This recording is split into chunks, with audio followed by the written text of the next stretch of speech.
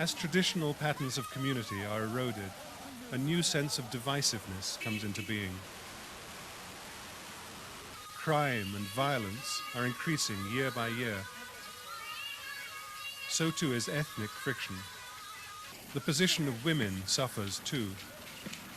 Now, typically, the man of the house will go off to work in town, leaving his wife to spend the day at home alone, cut off from the center of the new economy. A household's wealth is no longer measured in terms of its capacity to provide for itself from its own resources, but in its buying power. Today, the gap between rich and poor is growing, and for the first time, some Ladakhis cannot even afford a place to live.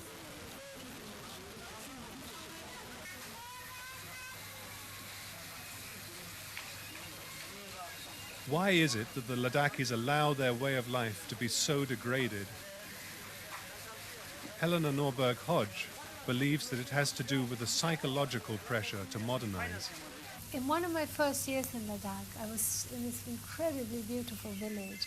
All the houses were 3 stories high and painted white, and I was just amazed. So out of curiosity, I asked a young man from that village to show me the poorest house. And he thought for a bit, and then he said, "We don't have any poor houses." The same person I heard 8 years later saying to a tourist, "Oh, if you could only help us Ladakhis, we're so poor." And what had happened was that in the intervening 8 years, he'd been bombarded with all these one-dimensional images of life in the West. He'd seen people with fast cars, looking as though they never worked and with lots of money. And suddenly, by comparison, his culture seemed backward and primitive and poor. Throughout the summer, foreign tourists descend on Leh in their thousands.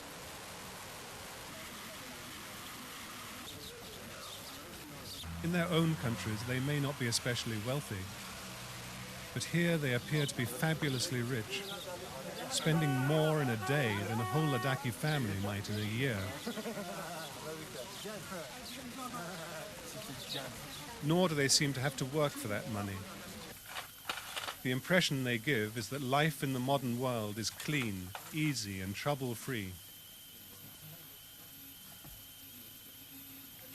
Some of the tourists, in turn, treat the Ladakhis as little more than objects. The overall impact can be a devastating loss of self-esteem.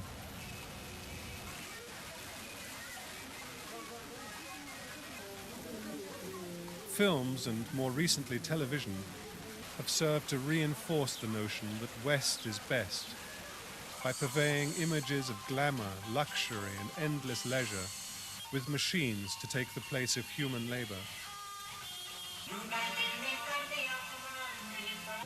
Young people, and young men in particular, are most strongly affected by these new influences and tend to be dismissive of their own culture. It's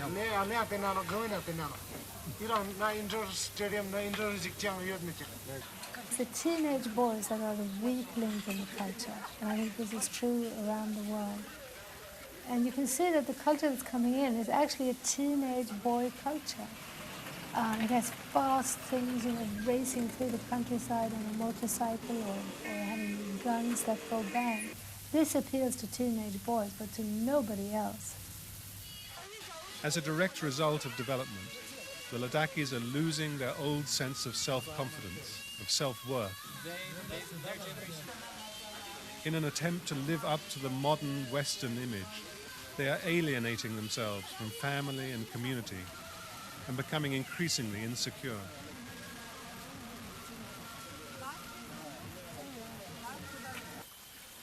In the long term, one of the most serious threats to the culture and local economy comes from education.